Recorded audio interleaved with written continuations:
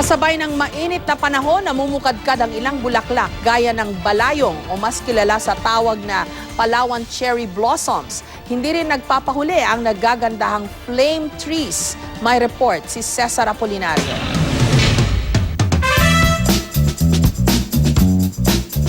The heat is on na naman ngayong summer season. Bukod sa kulay asul na dagat, hanggang sa malapulbos sa puting buhangin na dinarayong atraksyon, alam nyo bang para sa ilang mga bulaklak, ito ang kanilang tamang panahon para mamukadkad? Sa bayan ng Maria sa lalawigan ng Siquijor, namumulaklak tuwing tag-init ang puno ng balayong o mas kilala sa tawag na Palawan cherry blossoms. Agaw pansin din ang natatangi nitong ganda na siguradong bibighani sa iyong mga mata. At sa taglay nitong kulay, hindi maiiwasang maikumpara ito sa sakura o cherry blossoms ng Japan. Sadyang magkalapit man ang itsura, ang Palawan cherries at cherry blossoms ng Japan ay nagmula sa magkaibang pamilya.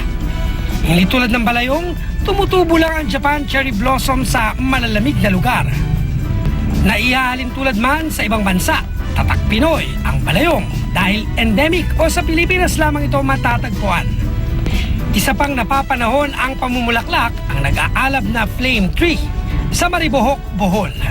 Sapat na ang matingkad nitong kulay para bigyang buhay ang ilang kalsada sa lugar. At sa tulong ng lokal na pamahalaan, tinaniman ng flame trees ang gilid ng mga daan. Kaya naman kapag summer na ang pinag-uusapan, never itong magpapaiwan. Flowers are beautiful. Kasabay ng matinding sikat ng araw, ay ang pamumukadkad naman ng mga bulaklak na lalo pang nagpapatingkad sa kulay ng tag-init. Cesar Apolinario, GMA News.